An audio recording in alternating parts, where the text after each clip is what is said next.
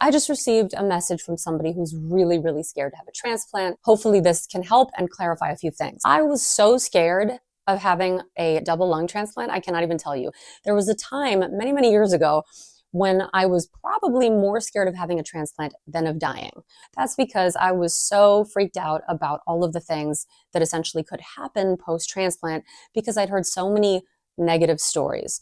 I didn't realize that there were so many great stories, and now that I realize that, I want to be able to share this side of life with all of you because it's what I would have wanted to see before going through all of this. Number one is to continuously put the following thing in your head, which is the question, what if everything goes right?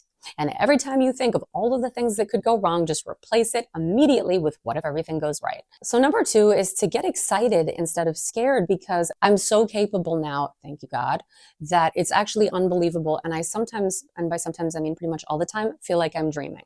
I can go upstairs, I can make my bed, I can pet my dog. I have a tiny little dog, not this dog, this is Zelda, who's bigger, but I have a very small dog named Raz. And because he's so low to the ground, it was always a big deal for me to bend down and pet him because I was always so short of breath. Whatever you love to do in this life just becomes so much easier when you can breathe. Wow. There are many other things, but I think the third for now, to make sure this video doesn't become 20 minutes long, is to talk about exercise and food before transplant, essentially to make yourself as strong as humanly possible within the boundaries that you have, essentially. So to exercise as much as you can before the transplant to get your muscles stronger, to get your body stronger, whatever that means, even if that's like a short walk to the end of a block, to force yourself to do that, to keep your body in the best condition possible for the transplant.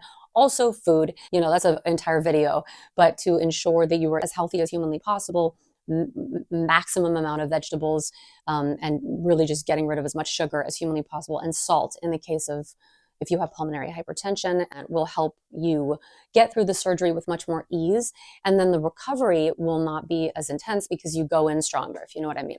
So once you actually have the transplant, to get moving right away. So in my case, my doctor, Dr. Ardahali at UCLA, who's the greatest man on earth, wanted me to get up and move pretty much right away, which is amazing because your body has to kind of get used to these new lungs, which is, again, another video.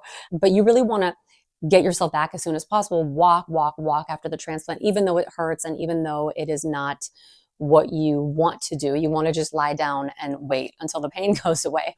Although I do have to say that it was very painful, but nowhere near as painful as what was going on with my legs. I didn't even focus on the transplant pain, which sounds really weird just because I was going through something so much more intense with regard to my legs and my feet because of ECMO. So, and because of that, I can tell you that the pain of the transplant did not become more intense than ECMO. So I think that it wasn't as bad as I thought it could have been. It's not great. It definitely hurts. And the other day when I got a cut and said, ow, I thought, wow, really?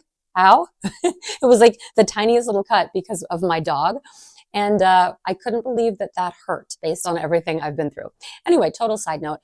Just remember, it is an incredible thing to receive a new organ, an absolute miracle. It's basically a second chance at life. If you are about to go through surgery or it's something that's in your future, just remember to be excited. I am wishing you so much luck.